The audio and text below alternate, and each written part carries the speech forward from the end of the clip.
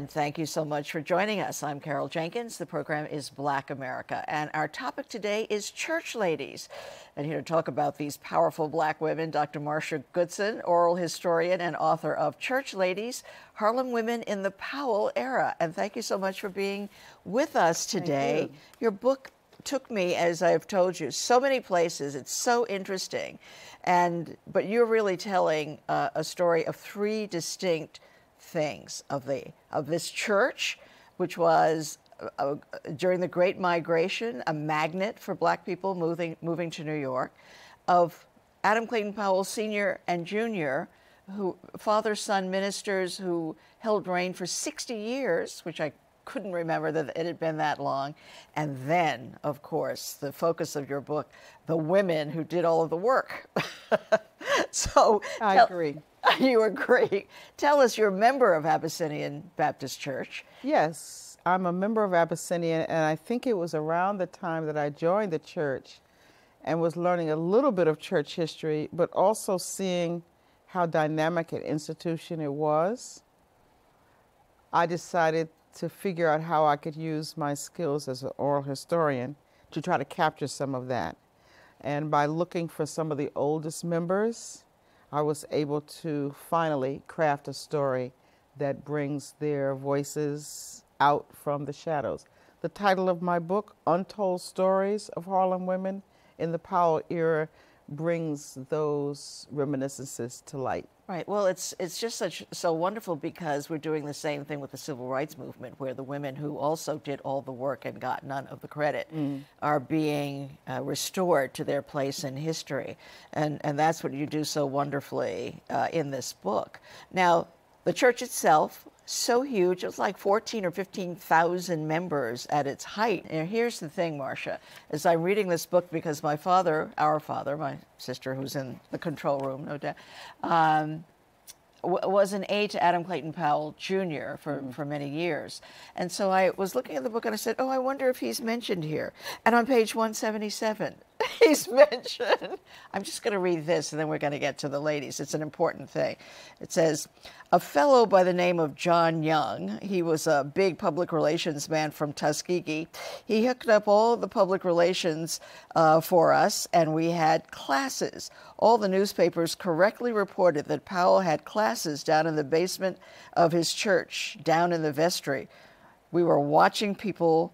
We were telling them what to do when they came to work, and this was political stuff that they were doing in the basement of the church. Carol, this is a point at which all of those three elements that you mentioned come together. That campaign to return Adam Clayton Powell to continue his congressional service came at a time when he had been dumped by Tammany Hall. The ladies explained to me that means that you're not getting funds to mount your campaign. So here was an immensely popular Adam Clayton Powell Jr., the people's hero, who had been dumped by Tammany Hall because he decided to back Eisenhower, the Republican, over Adlai Stevenson, the Democrat, who had the backing of the Dixiecrats.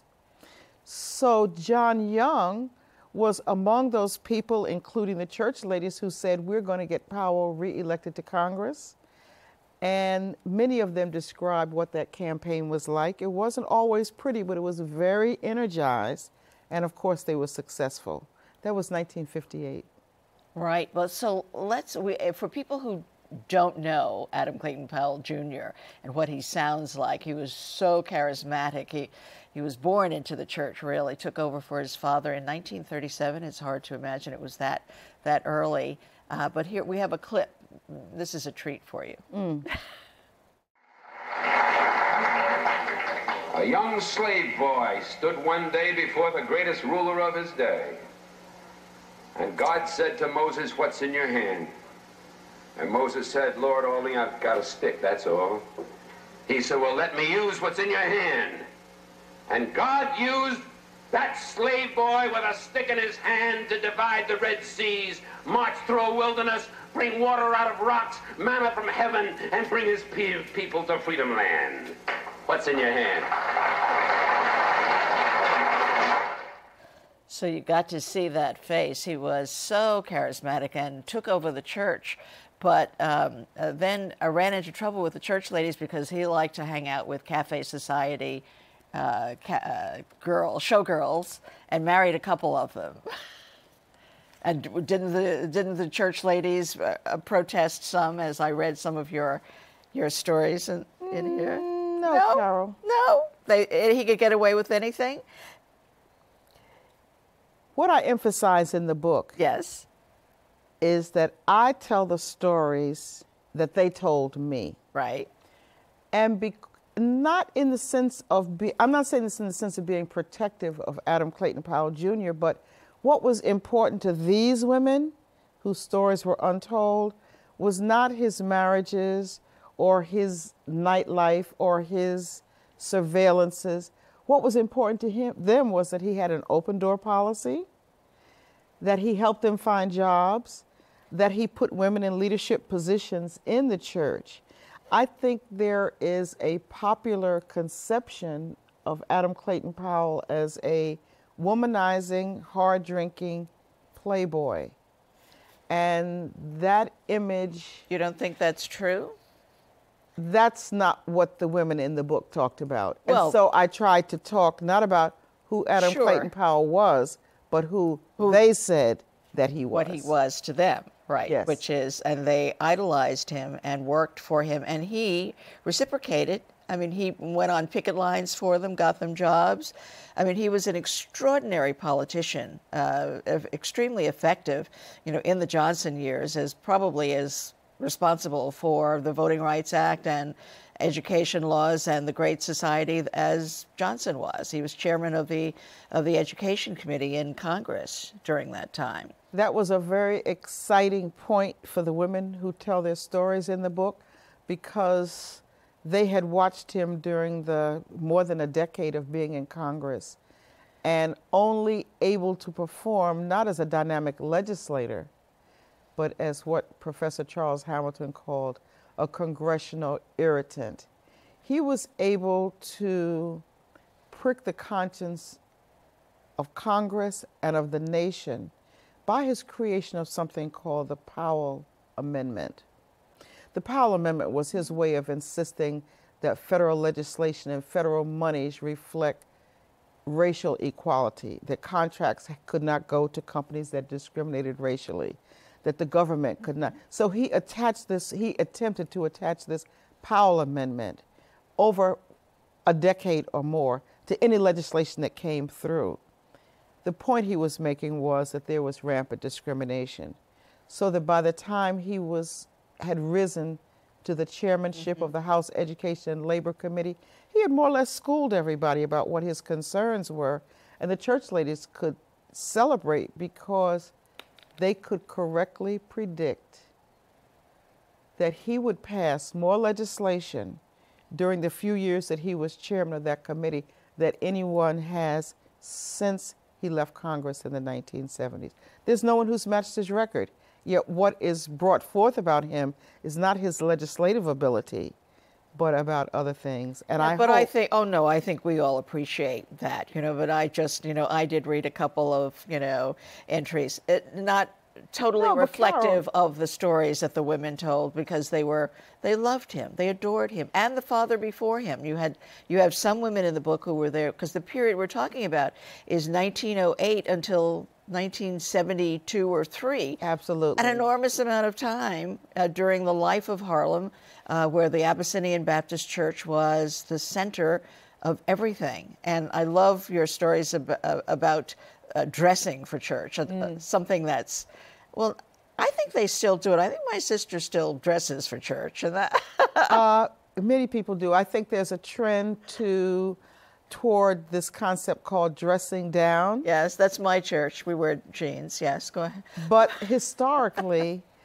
this is a picture that they painted, and I try to paint a historical picture of the role of the black church historically. Yes. Which is, when there was segregation, there was no place else to go, either the club or the church. You dressed up for the club, you dressed up for church. And I think these women, many of them coming from the South, and from that Southern black church tradition, emphasized the appropriateness of dress. It didn't have to be fancy. It had to be the best you had, and it reflected what Powell Sr. called your divine aristocracy.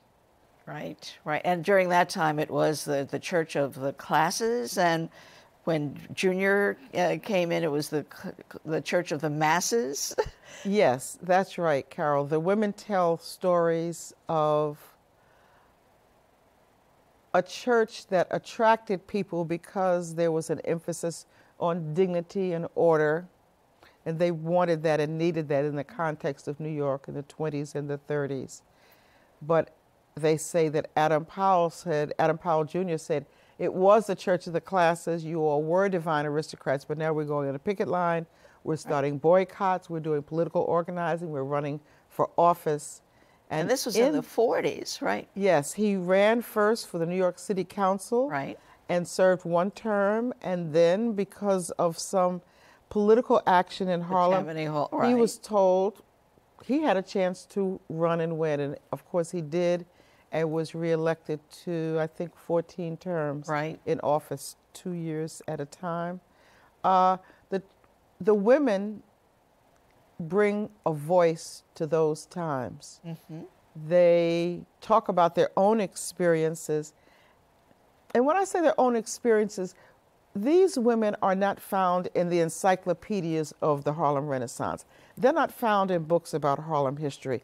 I did a lot of research trying to find these women's names. They don't exist, just like the women in Montgomery who started the bus boycott. Absolutely. When I saw the title of that book, Joanne Robinson's book, The Montgomery Bus Boycott, and the women who started it, yes, I was startled. Women started the bus boycott. Women started many of the actions that are a part of Harlem's dynamic civil rights history, and the women describe those times. They describe being on picket lines. They describe taking the subway instead of the bus. They talk about knowing some of the first people who got jobs on 125th Street when the boycotts were successful. Estelle Noble, one of the narrators in the book, talks about an effort to collect food and clothing to send to Alabama and Mississippi because she had learned the Ku Klux Klan wanted to cut off the distribution of surplus food in the South in reaction to the Supreme Court decision outlawing segregation. She organized a project in which not only food and clothing was collected, but how do you secretly get large amounts of food and clothing into the Black community? They found a way, and she tells the story of how they did that. And feeding the children and taking the children to camp, and, you know, when they talk about these classes, the political education that was done in the basement of the church so that people knew how to run polls, you know, at the voting booths and get engaged. It was really, and now I know Esther, or knew Esther McCall. Sadly, she's passed away, but she was always a strength there at Abyssinian Baptist Church. One of the things that I really learned in talking to the women was about their political activism.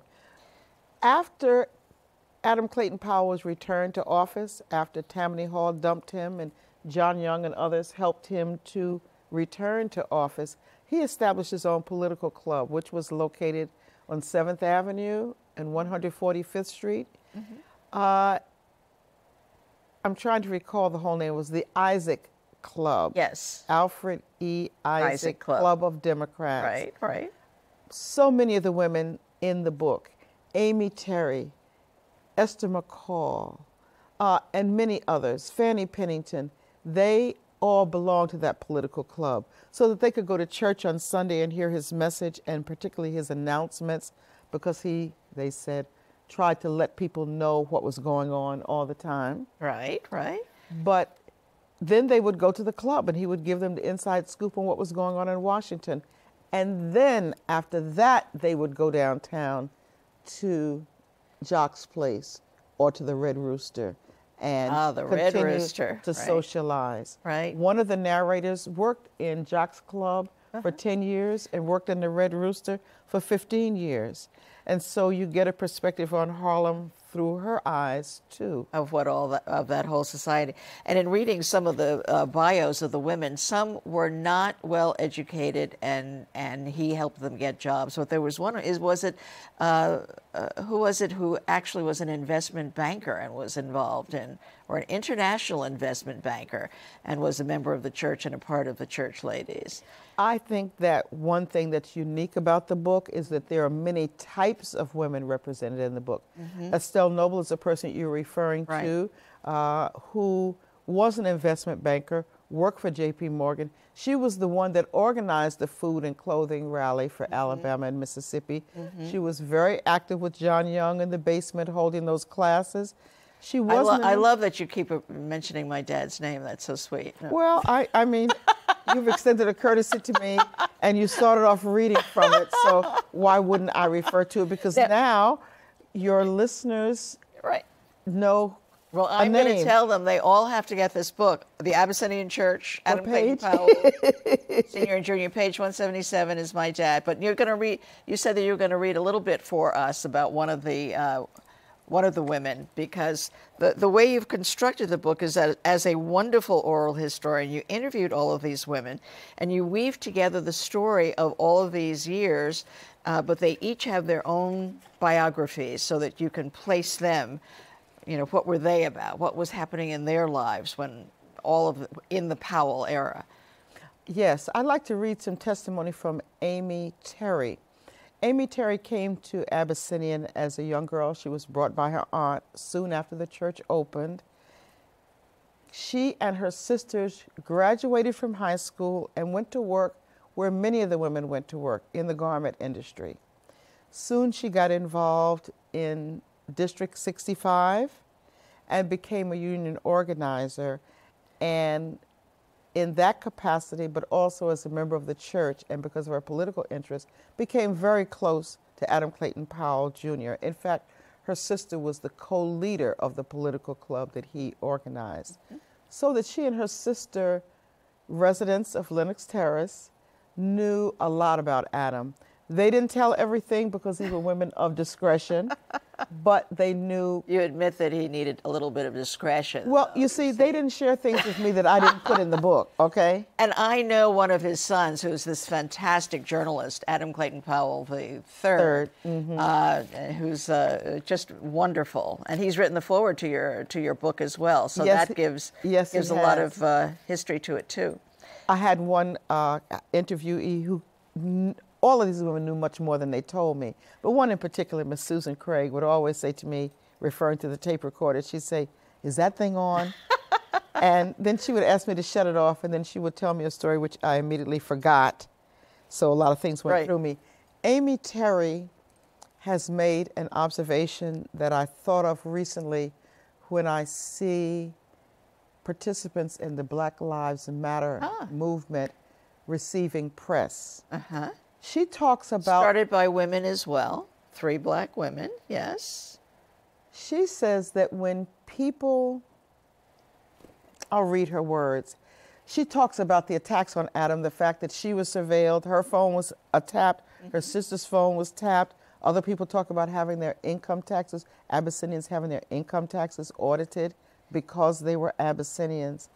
And she says about the scrutiny on Adam, because she says he wasn't a left-winger. He was a man ahead of his time. She says even today, and Carol, this is in 1992 when I interviewed her, even today when black people get together and discuss their problems and discuss the situations that we're in, whites all became very frightened and very defensive and try to infiltrate in order to prove to the world that we've got some design to do terrible things. But we don't. We're here focusing on the things that we have to live with daily, not only in New York City, but in the country. And they don't seem to understand that other groups get together, the Italians get together, the Irish get together, the Germans get together, and they focus on the things that affect their lives. But there's something seemingly very, very sinister when black people get together.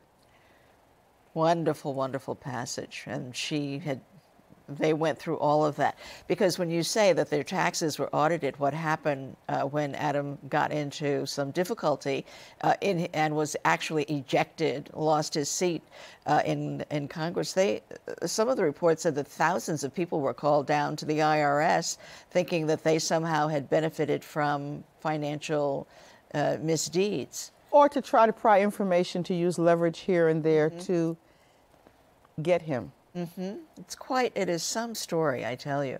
So now, tell us about the work of the oral historian. This took you a long time. You were so methodical about finding these women and getting them to talk and talking with them again and then weaving this story together. I think I had a tremendous advantage. Sometimes we think that if you're going to write history, you need to be objective and have distance from your subjects. And as a trained historian, I tried to do that. But I also found that after I interviewed the women, meeting them for the first time, but then seeing them weekly, having them come over and kiss me, celebrating birthdays with them, attending the funerals of so many of them, I got to know them in a larger context than just being an interviewee. So that in knowing them over time, I got to know that larger context, but they also shared material with me that they had collected. Most of these women kept scrapbooks. I see, and the book has these wonderful clippings and photographs, and that helped me to tell their story. Sure. I want to mention the scrapbooks, which I think is a unique feature, so we can kind of see what were they placing on Facebook at that time? What memories were they preserving? I'd also like to say that I'm really happy to be able to include photographs by Austin Hanson, the famed Harlem photographer, who was a kind of official, unofficial Harlem photographer. He took, he was the official Harlem photographer, but at Abyssinian, he took pictures of the many journals that they would produce yearly that featured all the different church groups, the usher board, the floral circle.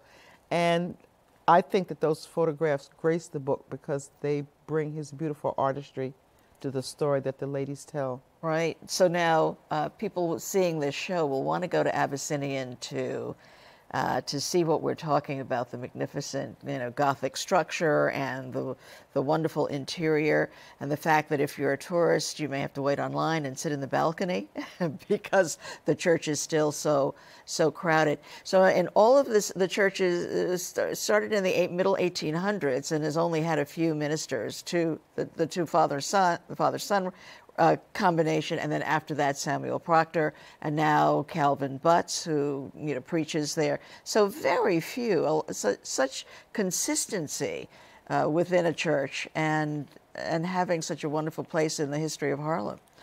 Yes, you're right. The church began in 1808, and the church was 100 years old when Adam Clayton Powell Sr. was called to the pastorate there. The church at that time was located across from where the Port Authority bus terminal is now in Midtown Manhattan. So from 1908 to the early 1920s, the congregation was there until the church moved uptown. So you have Adam Clayton Powell Sr., followed by his son, followed, as you said, by Reverend Samuel DeWitt Proctor and Reverend Butt. So there has been a consistency of leadership, a consistency of activism, a consistency of involvement, a consistency of progressive ideas, and a place that is a kind of an open forum. What it was at the beginning of the story that I tell was, in fact, that magnet that you mentioned. Half of these women had come from the South. Some of them had graduated from college. Helen Brown graduated from Howard University. Laura Thomas had graduated from a teacher training institution in Pennsylvania. They came with great expectations of being able to get jobs. I like the chapter in the book that's called Jobs: Crawling, Walking, Running. The women said they were crawling when they came and they could only get domestic work. A number of them went into the garment industry gradually because they had to be trained to work on the machines. So there were institutions in Harlem, including the church, that taught women how to work on these machines so then they could go into the garment industry and get jobs. And like Amy Terry, others of them also became involved in union organizing, were shop stewards, which was a far through the assistance of the church. The church was instrumental in feeding people to opportunities. Sure. Well, then as now, really involved in more than just the worship. I think the spiritual piece of it is essential. But you know, the Harlem, the Abyssinian Development Corporation, which went on and built housing for people and brought businesses into the Harlem community, and has really been a force still, a part of that legendary history and part of building a community.